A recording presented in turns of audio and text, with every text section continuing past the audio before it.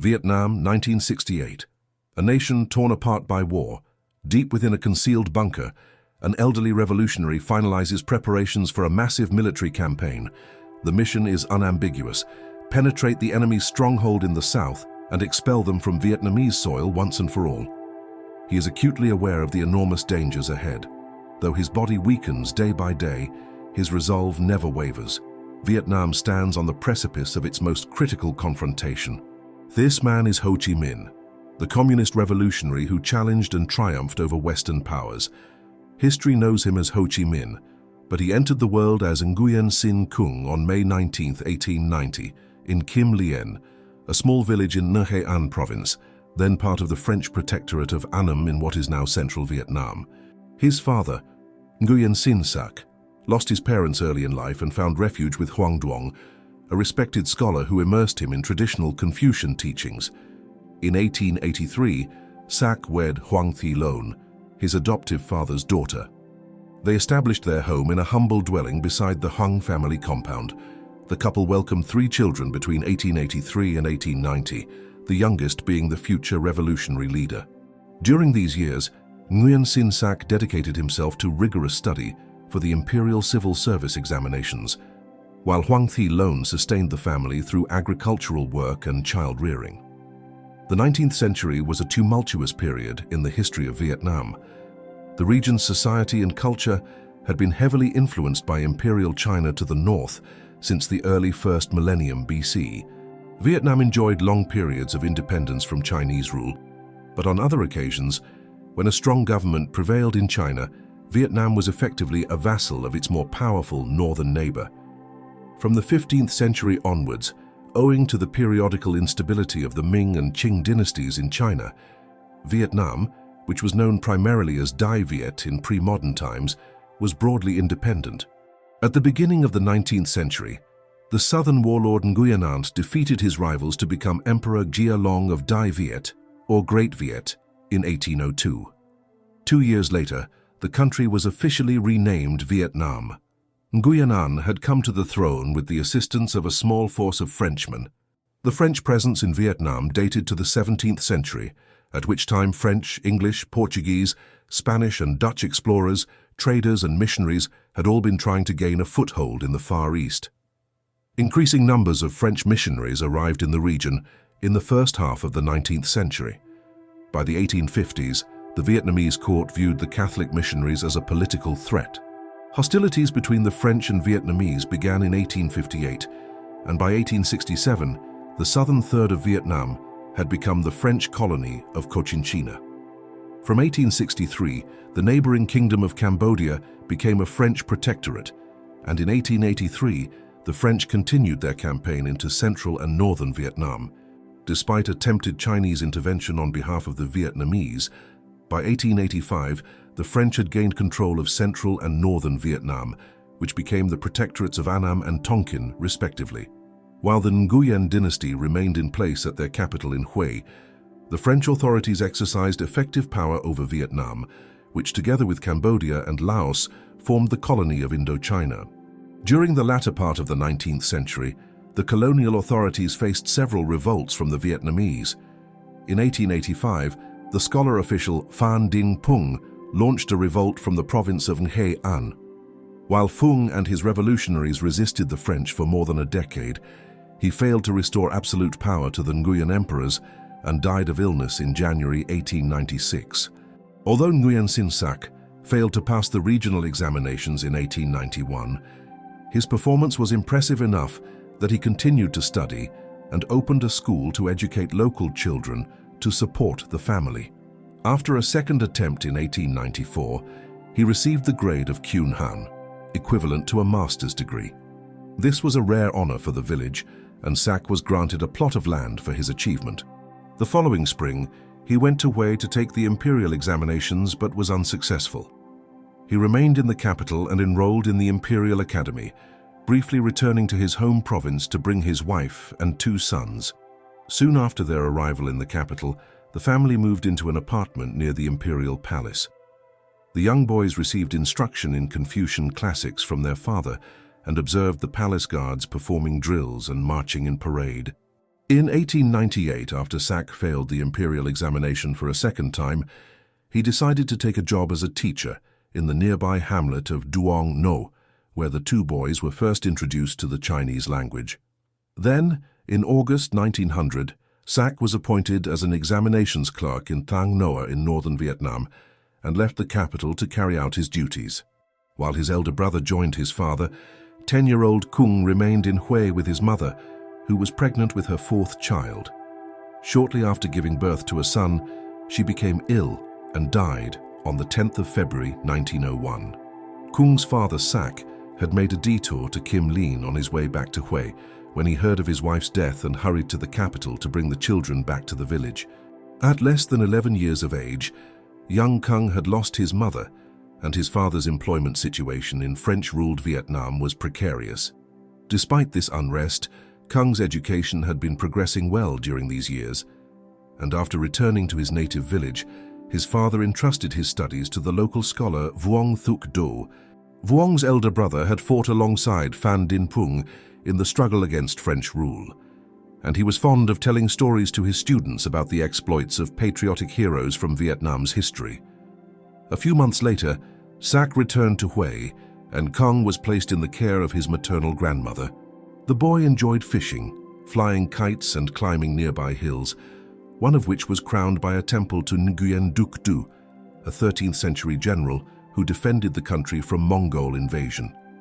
Meanwhile, his father passed his exams at Hue at the third time of asking, and was awarded a PHO Bang or second-class doctorate. Despite this great honor, Sack had no interest in serving a bureaucracy controlled by the French. While Vietnamese elites had been accustomed to writing the language using the Chinese script, the French colonial authorities promoted the use of Latin script known as Quoc En Hu, which would become mandatory in 1910. When Sack returned to the village to teach, his son Nguyen Sin Kung was 11 years old. In accordance with Confucian tradition, Sack gave his son a new name, Nguyen Tat Than, meaning he who will succeed. Than initially studied at his father's school before being sent to another school in a neighboring village. He eventually returned to study with his father, who believed that education was about improving character rather than memorizing texts to pass exams. Young Than enjoyed reading the Chinese classics Romance of the Three Kingdoms and Journey to the West, but was irritated that most of his school texts were about Chinese rather than Vietnamese history. On one occasion in 1901, he walked over 10 kilometers to the provincial capital of Vinh in an attempt to buy books about Vietnamese history, but found he did not have enough money. So he had to make do with memorizing key passages, which he repeated to his friends after returning home. Despite growing up in an anti-French environment, Than was keen to understand more about the French and wanted to learn the language. In September 1905, he enrolled in a Franco-Vietnamese school at Vinge. In 1906, his father finally decided to take up a better-paying government job, and Than and his brother joined their father in Hue, where they enrolled at the Dong Ba School. There they received instruction in Vietnamese, French, and Chinese. The following year, both brothers entered the National Academy in Hue, founded by the French in 1896, to offer Western-style education for aspiring officials. Under the influence of his teacher, who had studied art in Paris, Than began to appreciate French culture. At the same time, he became increasingly involved in politics. And when peasant unrest reached Hue in May 1908, he served as an interpreter in negotiations between the demonstrators and the authorities. The talks failed and the demonstration was eventually suppressed by French troops. Than was dismissed from school the following day.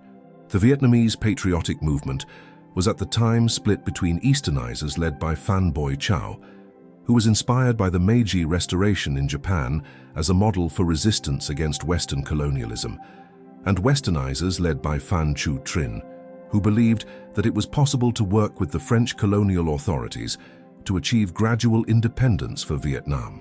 Than remained undecided in his stance towards the French colonial regime at this time. In 1910, he took a job as a teacher at the patriotic Duc Than School in Phan Thiet, near the border between the French colonial provinces of Annam and Cochinchina. After several months, Than suddenly left his teaching post and went to Saigon, the capital of colonial Vietnam, and the center of French commercial activity in Indochina. There he re-established contact with his father, who had been dismissed from his government position in 1910 for attacking a local landlord. With his father's encouragement, Thanh decided to leave Vietnam and head to France.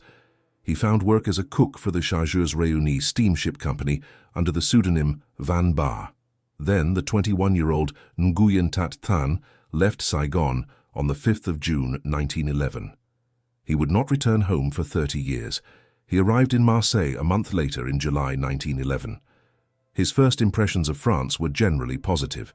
After stopping at various French ports, the steamer returned to Marseille in September, ahead of its return to Asia.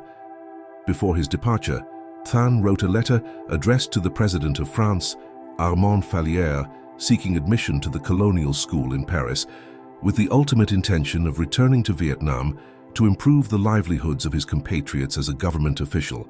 When he returned to France several months later, Thanh found that his application was rejected. After briefly working as a gardener at Le Havre, Thanh returned to sea and traveled throughout Africa and Asia, where he witnessed the colonial rule of other European powers. A visit to the United States in late 1912 and 1913 was something of a surprise. He had read about the United States as a bastion of freedom in his textbooks, but instead found a country where segregation was in force in some states and where ethnic tensions were widespread, as huge numbers of Irish, Italians, Germans, and other groups had moved to the country in the second half of the 19th century. By 1914, he was working as a cook in England, where he studied English and began to correspond with Phan Chu Trinh, whom he had met in Paris. After the outbreak of the First World War in August, he argued that the Vietnamese should stand aside from the conflict and await a possible imminent collapse of French colonialism as the European powers battled each other. The time spent in London by the man who would one day become known as Ho Chi Minh, but who while in the British capital still went by Nguyen Tat Thanh, is poorly documented. In late 1917, he returned to France and settled in Paris. The same year, the autocratic Tsar of Russia had been overthrown, and by the end of the year, Vladimir Lenin's Bolsheviks had seized power in a communist revolution. The events in Russia encouraged Thanh to be optimistic about the prospect that Vietnam might also liberate itself one day from oppressive domination. In Paris, he set up the Association of Annamite Patriots, a Vietnamese nationalist group in the French capital. Although the members refrained from criticizing the French government during the First World War, after the German surrender in November 1918, they produced a petition to the Allied leaders at the Paris Peace Conference demanding autonomy and political freedom for Vietnam according to the principle of self-determination. Among the signatories was Nguyen Ai Quoc, or Nguyen the Patriot, the new name adopted by the 29-year-old Nguyen Tat Thanh. Thus, the future Ho Chi Minh became known as Quoc from 1919 onwards. He joined the French Socialist Party as well that year, but soon became disillusioned by his comrades, who were more interested in class struggle than in anti-colonialism. Quoc hoped to persuade the socialists to join the Third International or Comintern, founded by Lenin in Russia, who stressed the importance of the colonial question and envisaged the liberation of nations through global revolution. In December 1920, Nguyen Ai Quoc attended the Congress of the French Socialist Party, where he drew attention to exploitation of the French colonies and supported a proposal to join the Third International MIES, which was passed by the majority and led to the formation of the French Communist Party in 1921. Quoc founded the Intercolonial Union, where he worked alongside individuals from the French colonies. He became a leading contributor to the organization's weekly journal, Le Paria, and in 1922 he wrote a play entitled The Bamboo Dragon, which satirized the French puppet emperor Khai Dinh in Vietnam. By 1923, Quoc felt that the French communists were as ambivalent about the colonial issue as the socialists, and decided it was time to return to Asia. On the first leg of the journey, he went to Soviet Russia and arrived in Moscow in July. He hoped to meet Lenin, but the latter had been incapacitated by a stroke in 1922 and would die in January 1924. Quoc is believed to have studied at the University of the Toilers of the East. The school trained aspiring communist leaders from Asia. Though it is unclear whether Kwok formally enrolled or attended lectures informally, he attended several communist meetings, including the Fifth Congress of the Third International, where he argued that the first stage of revolution was to deprive imperialist countries of their colonies. This was in opposition to Marxist theory, which held that industrialized countries with an organized working class were most vulnerable to revolution. Kwok argued that Asian peasants brought up with traditional Confucian values, such as egalitarianism, had as much revolutionary potential as the working classes. In October 1924, he left Moscow after securing an appointment as the Comintern's delegate to China, which had been in a state of disorder since the collapse of the Qing dynasty empire in 1911. An uneasy coalition between the General Yuan Shikai and the nationalist leader Sun Yat-sen broke down in 1912.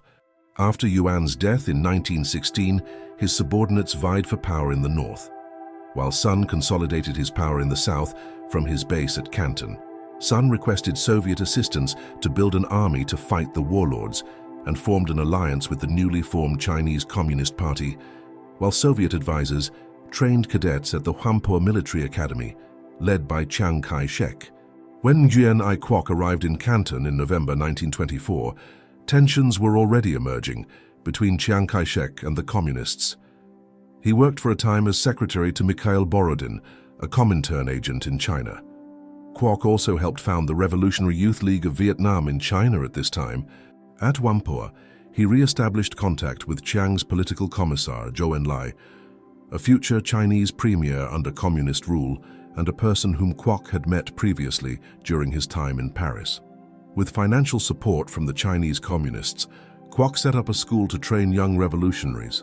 He produced a pamphlet entitled The Revolutionary Path, where he created an ideological framework suited for Indo-Chinese conditions by combining Marxist-Leninist ideology and traditional Confucian principles.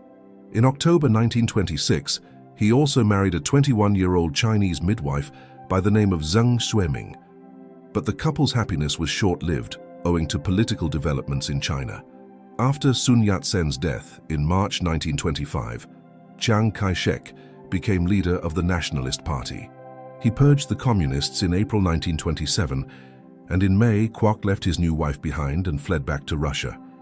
With the Chinese communist movement struggling for survival, Kwok recognized there had to be an autonomous communist party in Indochina and received approval from the Comintern to return to Asia to commence efforts to set one up in late June 1928. Kwok did not head home to Vietnam. Instead, he headed for Thailand, where he arrived in July 1928. The Kingdom of Siam in Thailand was one of the few small nations in Asia or Africa that had managed to remain independent of the colonial powers, and Indochinese nationalists were operating from here in the era of French colonial domination to the east in Indochina. In Thailand, Kwok based himself at the town of Nakhon Phanom in northeastern Thailand on the border with Laos, where there was a large number of Vietnamese émigrés. Here he traveled throughout the surrounding countryside and observed the people in their daily lives, while keeping up with developments in Vietnam, where 3 separate communist organizations had emerged. He was exasperated by the division, and acting on the instructions of the Comintern, he invited representatives of the 3 bodies to a conference in Hong Kong in December 1929. After arriving at the British colony, Kwok chaired 4 days of meetings between the rival factions in February 1930, resulting in the creation of the Vietnamese Communist Party. The party's platform reflected a compromise between those who prioritized national unity and liberation and those who called for social revolution. Under pressure from the Comintern, the party renamed itself the Indo-Chinese Communist Party to encompass Laotian and Cambodian communists. Despite his role in founding the party, Kwok felt that he was being sidelined by the party leaders and expressed doubts about a mass peasant uprising organized by the party in May 1930, one which was quickly suppressed by French troops. The French authorities were alarmed by the radicalization of the formerly docile peasants and launched a crackdown of communist revolutionaries.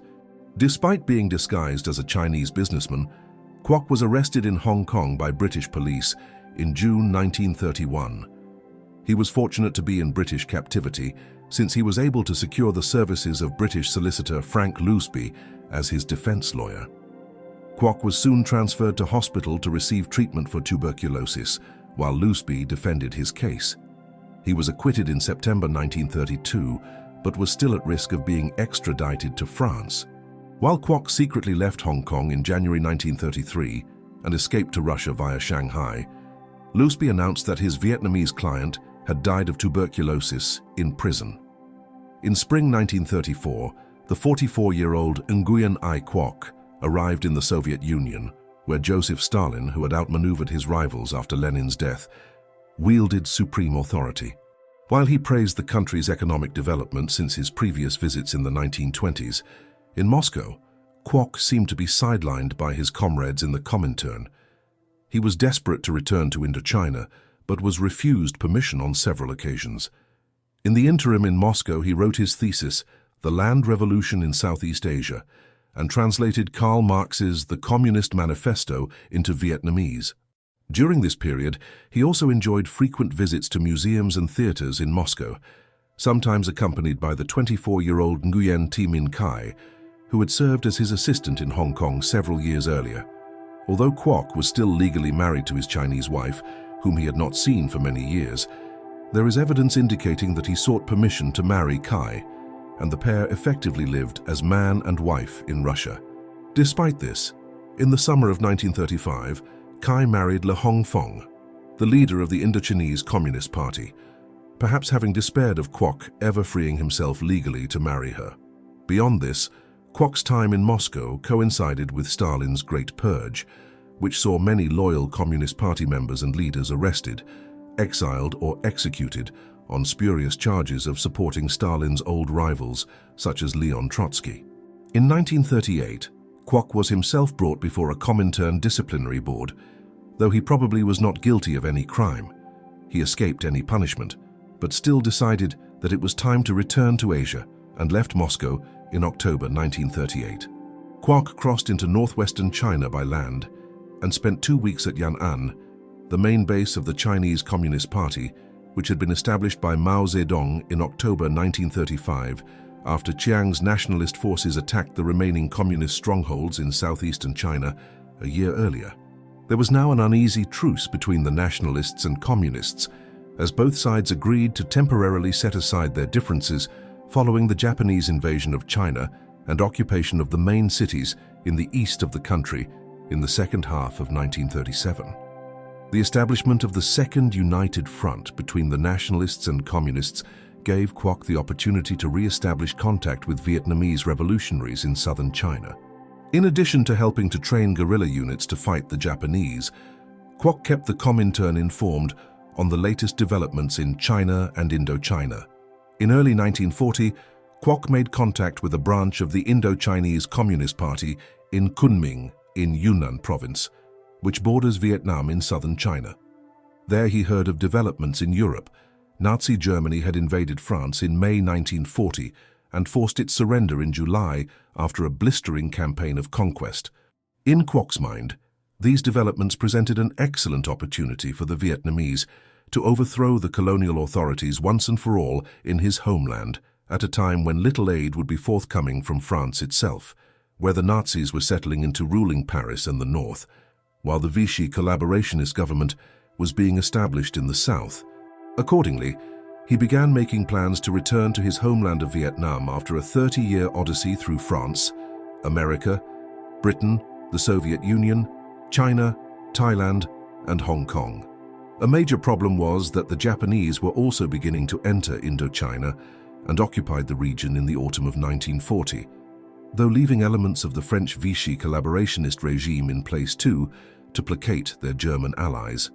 On the 8th of February 1941, Kwok crossed the border into Tonkin with a group of fellow Vietnamese communist revolutionaries returning to Vietnam for the first time in 3 decades. He set up his base in a cave at Pac Bo, close to the Chinese border. They recognized that the alliance between the nationalists and communists in China was a necessity to fight Japan, but feared that Chiang Kai-shek would eventually turn against the communists again. Kwok had argued for many years that the movement had to welcome so-called class enemies in order to achieve national liberation, but made sure that the communists remained in control. At a meeting with his comrades in May 1941, Quoc established the League for the Independence of Vietnam, better known as the Viet Minh. Over the following weeks and months, he issued proclamations urging a national struggle against the French colonial authorities. During this period, he also wrote 2 booklets on guerrilla warfare and military organization. This was a particularly important topic after the Indo-Chinese Communist Party launched a failed uprising in Vietnam against the French and Japanese in 1940, which resulted in the execution of several prominent leaders. Quoc considered the uprising premature and argued that guerrilla tactics would prove much more effective than direct confrontation. Meanwhile, on the 7th of December 1941, Japan attacked the American naval base at Pearl Harbor, bringing the United States into the conflicts that had been raging in the Far East since 1937. With this, Quoc reiterated his call for the peoples of Indochina to mobilize against the Japanese occupation and the French colonial governance that would try to re-emerge as soon as the Japanese were defeated. In the early summer of 1942, he gave instructions for Viet Minh forces to begin marching south. After organizing the beginning of a communist revolt against the Japanese in Indochina, Quoc headed for Chongqing, the wartime capital of the joint nationalist and communist government in central China. The city was home to his old acquaintance amongst the Chinese communists, Zhou Enlai, and hosted the Soviet mission in China. Following America's entry into the Second World War, it served as the command post for U.S. operations in the China-Burma-India theater under the command of General Joseph Stilwell. On the night of the 13th of August 1942, when Quoc left for Chongqing, he assumed a new alias, the name which the world knows him by today, Ho Chi Minh, meaning enlightened will. Unfortunately, his first few months as Ho Chi Minh were inauspicious. His travel pass for Chinese territory had expired, and he was arrested just after entering China. He spent the next year being moved between prisons in southern China, taking note of the conditions in a prison diary consisting of over 100 short poems. Upon hearing of his captivity, Ho's comrades in Vietnam reached out to their Chinese contacts, but despite improved conditions, he was not freed until the 17th of August 1943. Ho impressed the nationalist General Zhang Faqui, who as head of the 4th Military Command in Liuzhou Province in Guangxi, was organizing rival Vietnamese nationalist groups. Despite Ho's communist beliefs, Zhang recognized that he was a person capable of leading the Vietnamese nationalist movement. After helping Zhang organize a Vietnamese National Congress in March 1944, Ho developed a plan for national revolution that brought together the Indo-Chinese Communist Party and allies of the Chinese nationalists. Before leaving for Vietnam in August 1944, he promised General Zhang, "I am a communist, but what is important to me now is the independence and freedom of my country, not communism. I personally guarantee you that communism will not become a reality in Vietnam for another 50 years. 54-year-old Ho Chi Minh arrived at Pac Bo in mid-September. During his absence in China, the Viet Minh had prospered and were effectively in control of the 3 northern districts of Cao Bang, Bac Son and Vun Hai, as Japan's war effort soured from late 1942 onwards. On the international stage, American forces pushed west and liberated Japanese-occupied islands in the Pacific, while in Europe, the Western Allies had invaded Normandy in June 1944 to liberate France from the Nazis by September. Ho was eager to secure American military assistance, and in December he set out to Kunming accompanied by Lieutenant Rudolph Shaw, an American pilot who crash-landed and was captured by the Viet Minh. While Washington did not pay much attention to the desires of the Indo-Chinese peoples, the situation developed to Ho's advantage in March 1945, when Japan removed the last vestiges of the French Vichy collaborationist government and installed nominally independent monarchies in Vietnam, Cambodia, and Laos. The Americans were now inclined to accept Ho's offer of cooperation against the Japanese and agreed to supply arms to the Viet Minh. By April 1945, Ho was directing fresh military attacks against the Japanese. He received American support. He was struck down during this period by malaria and owed his survival to local herbal remedies. But things were looking up elsewhere as the war came to an end in Europe in May 1945, and the Allies turned their full attentions to defeating the Japanese, now that Nazi Germany and its other allies in Europe were defeated. It was while he was still convalescing from his bout of malaria that Ho received news of the American atomic bombing of the cities of Hiroshima and Nagasaki on the 6th and 9th of August. As the Japanese prepared to surrender, Ho called a national congress at the Viet Minh's base at the village of Tan Trao. Ho initially kept a low profile, but as he rose to speak, it became apparent to those gathered that the frail, bearded figure who called himself Ho Chi Minh was the same Nguyen Ai Quoc who many people believed had died while in prison in Hong Kong back in 1932. Such was the shadowy manner in which he had organized the Viet Minh's war against the Japanese since 1940 that few knew that he was the same person. With the Japanese out of the way, Ho stated, the Vietnamese would have to negotiate with the French again for independence. On the 16th of August, the day after Emperor Hirohito of Japan announced the surrender of the Japanese, Ho was chosen to lead a 5-man Provisional National Liberation Committee to serve as a provisional government. Ho left Tan Trao for Hanoi several days later. Thus, in early September, he declared the unilateral independence of the Democratic Republic of Vietnam, which encompassed Tonkin, Annam, and Cochinchina. At 55 years of age, Ho Chi Minh achieved his lifelong ambition of leading Vietnam to independence.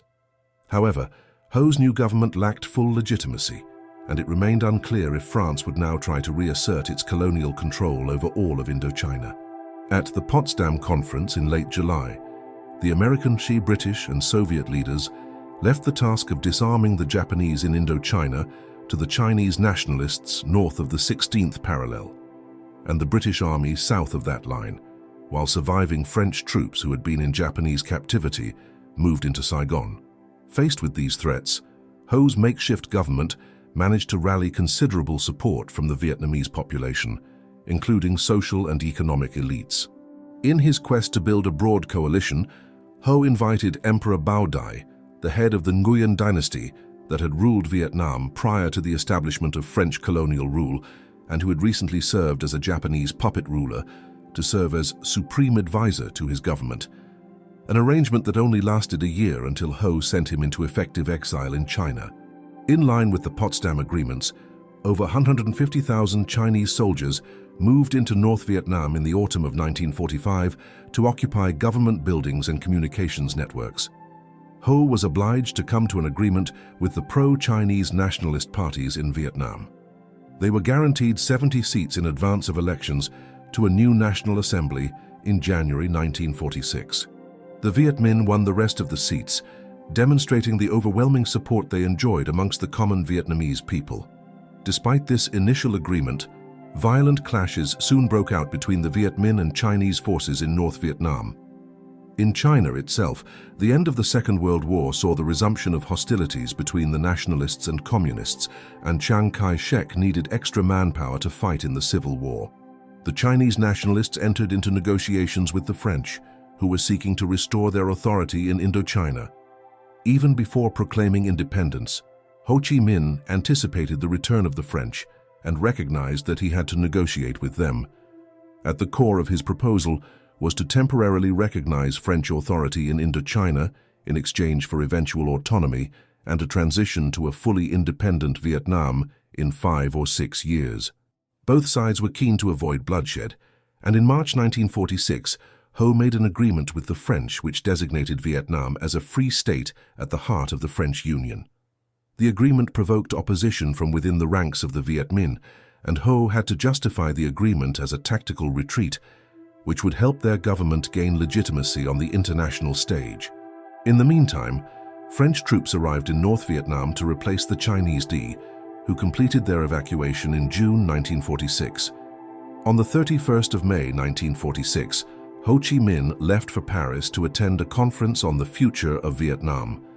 In the French capital, he carried out his duties as head of state of Vietnam and won concessions from the left-wing French government, which would be decided by a popular referendum. In his private travel journal, Ho expressed his admiration and respect for French culture and remarked on the generosity of the welcome he had received. Nevertheless, the political issues could not be fully solved in Paris, where the French were anxious to delay Vietnamese independence, and Ho returned to Vietnam. Back home, despite some positive initial signs, a skirmish broke out at the northern port of Haiphong on the 20th of November 1946 over a customs dispute. Both sides blamed the other for the violence, and over the next 4 weeks, tensions built up until mid-December, when French parachutists dropped into Hanoi. A last-minute approach to the French colonial administration went unanswered, and on the evening of the 19th of December, Ho and the other Viet Minh leaders resolved to launch a preemptive offensive against the French colonial forces, marking the beginning of the First Indochina War. The communist forces gradually withdrew from Hanoi, though the city was not fully occupied by the French until March 1947. In May, Ho set up his capital in Dinh Hoa district in Thanh Nguyen province, some 80 miles to the north of Hanoi. The Viet Minh would once again begin conducting a guerrilla war from a network of caves and villages in what came to be known as the Dinh Hoa Safety Zone. Despite this designation, the area was attacked in force by the French in October 1947, and Ho narrowly avoided falling into enemy captivity. As President of the Democratic Republic of Vietnam, Ho Chi Minh served as the country's political and military leader. He left strategic and tactical decision-making to Vo Nguyen Giap, a talented guerrilla military leader of the Viet Minh. Ho's army, which adopted the name People's Army of Vietnam in 1950, applied Mao Zedong's advice that the soldiers and the people ought to be one family like fish in water. Ho's role was to lead by example, encouraging his comrades to show respect to local farmers. On one night, Colonel Vu Dinh Huyen was startled by a noise and fired a shot from his gun in the darkness. At daybreak, he discovered that he had shot a villager's water buffalo, and Ho ordered him to apologize and compensate him for the loss. Despite the wartime disorder, Ho wanted to demonstrate that his government had the people's interests at heart, and he instructed his ministers to ensure that the refugees who evacuated from Hanoi had adequate food and shelter. He made occasional visits to the front line disguised as a peasant, which gave him the opportunity to observe the living conditions of the porters who helped keep the army supplied. Ho continued to insist on the good treatment of French prisoners of war and insisted that they did not go hungry. Ho's magnanimity was not universally shared by his subordinates, and he struggled to restrain zealous security operatives who carried out arbitrary arrests and executions. By the end of the decade, the Indochina War was assuming greater international significance as part of the Cold War between liberal democracies in the West and communism in the East. In October 1949, the Communists claimed a major victory when Mao Zedong proclaimed the founding of the People's Republic of China and forced Chiang Kai-shek's nationalist forces to flee to the island of Taiwan. In 1950, Ho traveled to Beijing and then on to Moscow, where he met Stalin and Mao and received Soviet recognition of his government. The two major communist powers agreed that China would provide the People's Army of Vietnam with supplies. Although the Viet Minh controlled most of northern Vietnam, the important RC4 highway near the Chinese border remained under French control, and in late 1950, Ho's forces launched an operation to seize control of the road. Vietnamese soldiers were trained by Chinese instructors in southern China, while experienced Chinese officers served as military advisors both at Ho's headquarters and at the front line. In the meantime, France established the State of Vietnam in southern Vietnam in 1949, with Emperor Bao Dai re-established as chief of state.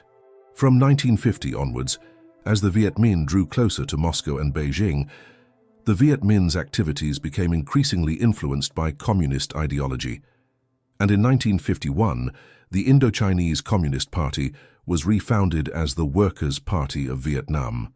Thus did the government of the fledgling Democratic Republic of Vietnam begin to resemble a conventional communist dictatorship, with Ho as the head of the new regime, as the Viet Minh aligned closer with the Soviet Union and the People's Republic of China in order to acquire military aid in the growing Cold War.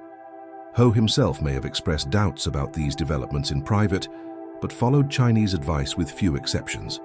According to an account by the party's head of propaganda, Hoang Tung Ho was once presented with a list of officers whom the Chinese wanted to dismiss due to their non-working class backgrounds. Ho saw that Vo Nguyen Giap, his leading military commander, was at the top of the list and ordered it to be burned. By 1954, the war with the French had been going on for over 7 years, and public support in France for its continuation was waning. In the spring, the French began an operation to cut off the Viet Minh's supply lines into Laos by strengthening their position at the fortress of Dien Bien Phu in northwest Vietnam, near the Laotian border. The French hoped to draw the Vietnamese forces into a battle of annihilation at Dien Bien Phu. On the 13th of March 1954, General Giap's army began its attack on the fortress. With the support of Chinese artillery, including anti-aircraft guns, the People's Army of Vietnam bombarded the French defenses and laid siege to the French garrison. Over a 2-month period, Vietnamese forces gradually eliminated French outposts until the main garrison surrendered on the 7th of May.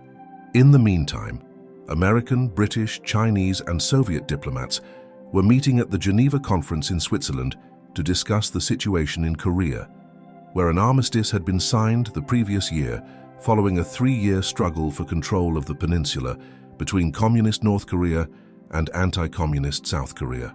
The fall of Dien Bien Phu led to the collapse of the French government in June 1954, and the new Prime Minister, the aptly named Pierre Mendès France, was appointed with a mandate to withdraw from Indochina. A ceasefire was soon agreed, and a temporary demarcation line between the communist-controlled Democratic Republic of Vietnam in the north and the State of Vietnam in the south was agreed along the 17th parallel. Earlier that month, Zhou Enlai left Geneva to consult with Ho and General Giap on the proposals. While there is no record of the meeting, Zhou appears to have played a decisive role in convincing Ho to accept the deal. The Chinese government wanted to focus on economic development within China, and its recent military interventions in both Korea and Vietnam were costly endeavors. The Vietnamese army had also suffered heavy losses over 8 years of fighting, and Ho was keen to have some breathing space. Ho was ultimately a pragmatist who recognized that international recognition for half of Vietnam was a major initial victory. In October 1954, Ho and the government of the Democratic Republic of Vietnam, or what would increasingly become known as North Vietnam, returned to Hanoi. There he turned his attentions to land reform. The availability of land had been an acute issue for decades. Northern and central Vietnam were densely populated, and there was relatively limited arable land cultivated by small farmers. Land reform had been on the party agenda since the 1930s, but Ho's efforts to promote national unity meant that relatively little changed during the early years of communist rule. Soviet and Chinese pressure compelled the Vietnamese communists to take action in the early 1950s, and in November 1953, the Workers' Party of Vietnam announced, "We must abolish the system of colonial land ownership in Vietnam, abolish the system of feudal property, and establish the system of peasant land ownership." In December, Ho signed decrees launching the land reform program. Guided by the experience of the Chinese communists, Ho did not insist on enforcing the new laws immediately, but laid the foundations with an education campaign to raise class consciousness. The process often entailed widespread accusations and denouncements, breaking the village solidarity that Ho tirelessly cultivated in wartime. After the end of the war, landlords who supported the Viet Minh were forced to forfeit their assets without compensation, while other victims included veteran party members, many of whom were rich peasants. Estimates of the death toll from the land reform campaign range between 15,000 and 50,000, most of whom were innocent of the charges brought against them. While Ho expressed his personal horror at the scale of death and destruction, it was only in the spring of 1956 that the Vietnamese communists began to publicly acknowledge errors in the implementation of the land reform program. The change in policy may have been influenced by developments in the Soviet Union, where Stalin's successor, Nikita Khrushchev, shocked audiences by denouncing the crimes of his predecessor, who died in 1953. In Vietnam, Ho also admitted that the party leadership had made mistakes with land reform, and following a party meeting in September, the leading members of the Land Reform Commission were dismissed. The officials in question included Truong Chin, Secretary General of the Workers' Party of Vietnam, who was replaced on a provisional basis by Ho himself. The land reform program was not abandoned, but many of the surviving victims who had been unfairly dispossessed were given back their land, albeit often in a much poorer condition than they had left it, while over 20,000 political prisoners were released. The party's retreat from the zealous pursuit of its ideological objectives was part of Khrushchev's thaw in the post-Stalin Soviet Union. The relative liberalization proved short-lived, though, and the Vietnamese government quickly cracked down on criticism of the party. Land reform continued, and by 1957, 2 million acres of confiscated land had been redistributed to more than 8 million peasants. In 1958, the peasants were invited to form agricultural collectives, creating larger plots of land which could be farmed more efficiently. Collectivization became compulsory in 1960, and the government announced that 90% of agricultural families had joined a collective farm. Collectivization was not only restricted to agriculture, and between 1958 and 1960, all private businesses were also collectivized. These internal developments took place at a time when Vietnam was once again at war. Under the terms of the Geneva Accords of 1954, there was to be an election in 1956 that would determine the future of the entire country, both the communist North and the Western-supported South. In the days following the French surrender at Dien Bien Phu, Ngo Dinh Diem assumed office as Prime Minister of the state of Vietnam in the South. In October 1955, Ngo ousted Bao Dai, the former emperor, as Chief of State and proclaimed the establishment of the Republic of Vietnam, or what would soon become known more popularly as South Vietnam, with himself as president. With the assistance of his brothers and a cleric who led the Catholic Church in South Vietnam, Diem consolidated his power and governed the country as a dictator, eliminating both communist and non-communist opposition. The antagonism between the two ideologically opposed regimes in North and South Vietnam meant that there was no prospect of any elections that would move the country closer to reunification in 1956. While Ho was keen to avoid the resumption of hostilities, the influential party official Le Duan, who often deputized for Ho on party matters, was a strong advocate for starting a new war with the South to forcibly bring the entire country under North Vietnamese rule. During the war against the French, Duan had been responsible for political and military operations in the South, and he maintained a network of agents there. In 1958, he made a secret visit to South Vietnam and produced the report The Path to Revolution in the South, which recommended additional aid to the communists there. In July 1959, North Vietnamese forces invaded Laos in order to establish a supply route to the south that came to be known as the Ho Chi Minh Trail. In September 1960, Le Duan was formally named as first secretary of the Workers' Party of Vietnam, as Ho began to step back from some of his responsibilities as he entered his 70s. The responsibilities of governing the country on a day-to-day basis were shared by Duan and Le Duc Tho, the chairman of the party's organization department. The two men were supported by General Nguyen Chi Thanh, who was head of the political department of the People's Army of Vietnam and took command of communist forces in the south. As chairman of the Democratic Republic of Vietnam, Ho remained head of state, but as his health declined, he was less powerful than he had been in the 1950s. On the 20th of December 1960, the new party leaders officially established the National Front for the Liberation of South Vietnam, better known as the Viet Cong. Hence began a major intensification of the Second Indochina War, one fought between North Vietnam with Soviet and Chinese aid, and South Vietnam with American support. Between 1961 and 1963, 40,000 communist troops infiltrated the South via the Ho Chi Minh Trail. In the meantime, U.S. President John F. Kennedy sent military advisors to support the Army of South Vietnam. In 1963, as part of a French diplomatic initiative to create a federation of North and South Vietnam, which would be neutral in the Cold War, Ho corresponded with Diem and was keen to come to an agreement, praising his rival as a patriot who opposed French rule. The Kennedy administration was sufficiently alarmed and authorized a coup that overthrew Diem in November 1963. His fall created a power vacuum, and several South Vietnamese military officers struggled for power until General Nguyen Van Thieu seized power in 1965. The de facto collapse of the Army of South Vietnam in 1963 and 1964 prompted the direct intervention of American forces in August 1964. Up until this point, the role of the U.S. had been as supposed military advisors, though the scale of the American presence in South Vietnam had been growing since 1960.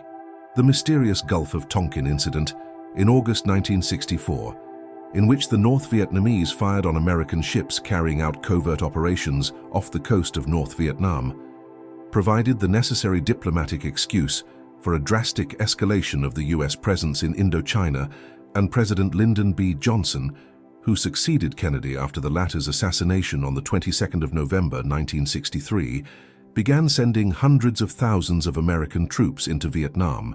The Second Indochina War was now developing into an outright confrontation between the Viet Cong and the United States, with South Vietnam simply acting as the base of operations for the US.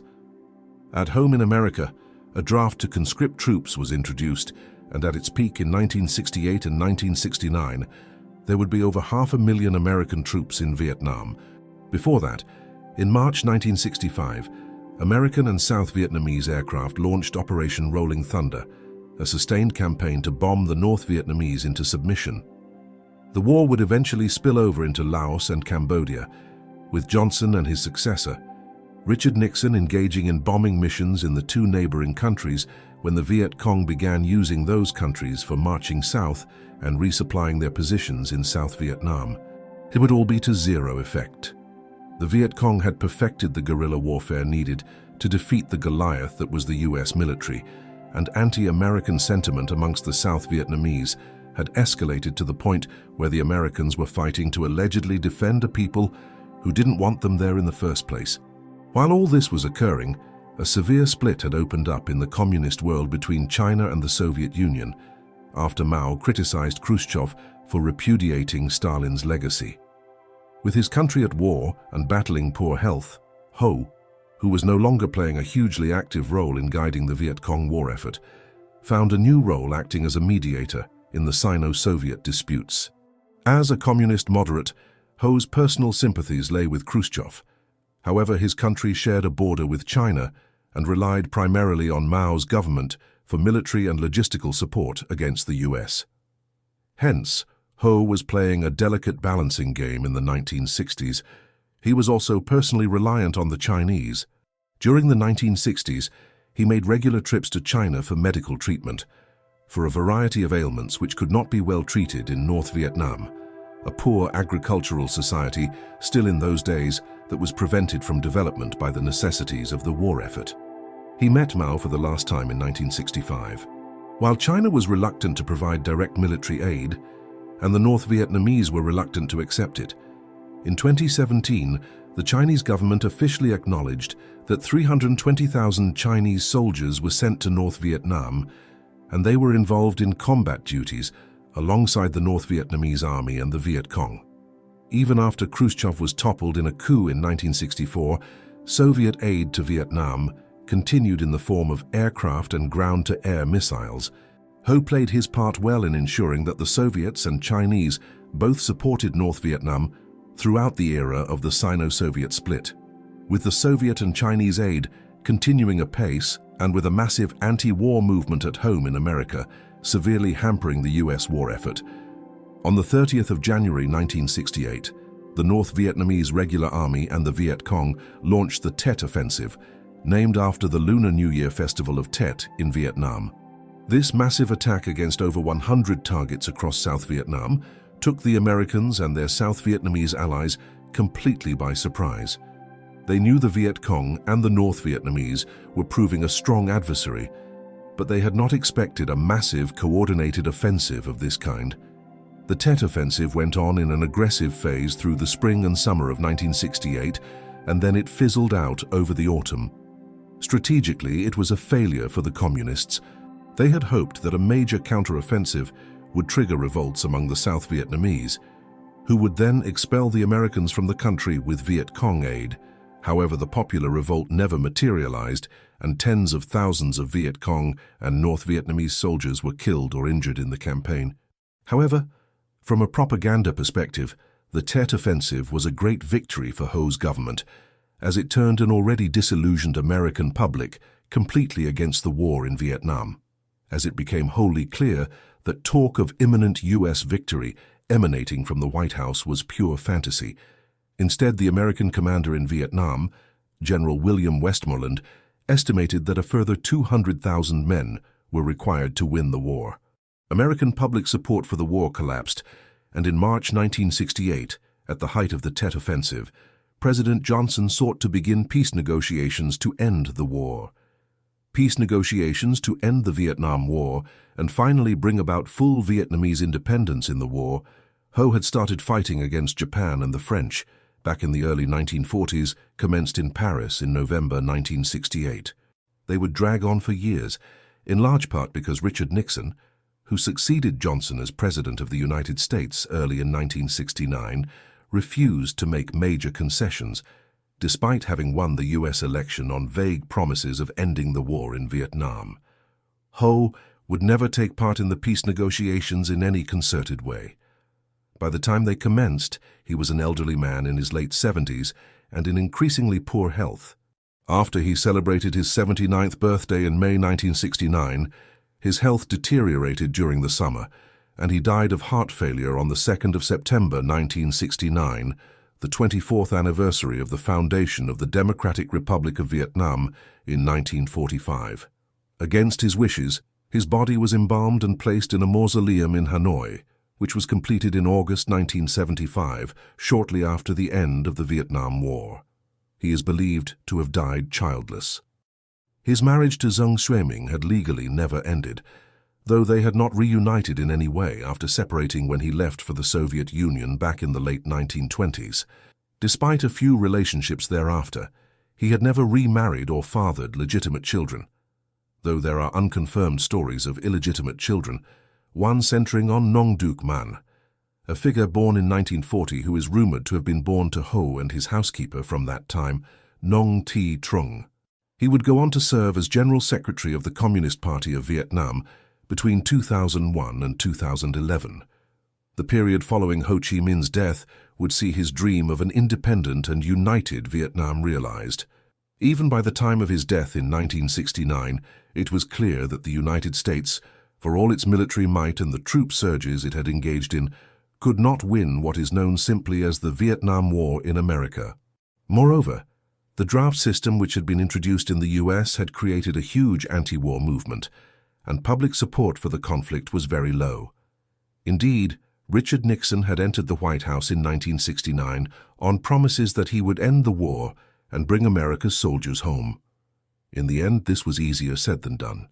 It took several years to begin a tactical withdrawal, and even then a full cessation to hostilities was hard to square with efforts to keep South Vietnam out of the Soviet camp in the Cold War. Peace negotiations continued through the early 1970s, though with little breakthrough. That is until January 1973, when the Paris Peace Accords enshrined an initial plan for peace between the North Vietnamese, the Americans, and their wholly corrupt allies in South Vietnam. With this done, American forces gradually began withdrawing. As U.S. boots on the ground declined, the North Vietnamese began preparing a new campaign. The 1975 Spring Offensive actually started in December 1974. By the late spring, as the last American troops were withdrawn from the South, the Viet Cong forces descended on Saigon. In the end, after the long war they had fought and the enormous resources expended, the last U.S. officials ended up fleeing from the city in helicopters and planes as the Viet Cong entered the capital of South Vietnam on the 30th of April 1975. Just over a year later, in July 1976, Le Duan proclaimed the establishment of the Unified Socialist Republic of Vietnam. Saigon was renamed Ho Chi Minh City in honor of the late Vietnamese leader. The Communist Party of Vietnam remains in power in Vietnam today, though like the People's Republic of China, the political system here is more of a form of state-controlled, socialist-orientated market economy rather than it being a communist country. The country which Ho led to independence is rapidly advancing and is expected to become one of the 20 wealthiest economies in the world in the second half of the 21st century. Ho Chi Minh stands as one of the most complex and influential figures of the 20th century, the revolutionary leader of communist North Vietnam who orchestrated resistance against both French colonial forces and American military intervention during what became known as the First and Second Indochina Wars. Throughout his remarkable life, Ho adopted countless identities, perhaps dozens of aliases in total, some lasting mere weeks. Yet beneath this ever-changing facade lay an unwavering singularity of purpose, the complete independence of his homeland. His first appearance on the world stage came in 1919 under the name Nguyen Ai Quoc, when he boldly presented Vietnamese demands for autonomy at the Paris Peace Conference, challenging the colonial powers that had carved up his nation. While Ho embraced communism as the most effective instrument to dismantle French colonial dominion, he proved himself a pragmatist willing to make significant ideological compromises when unity demanded it. His commitment transcended rigid doctrine.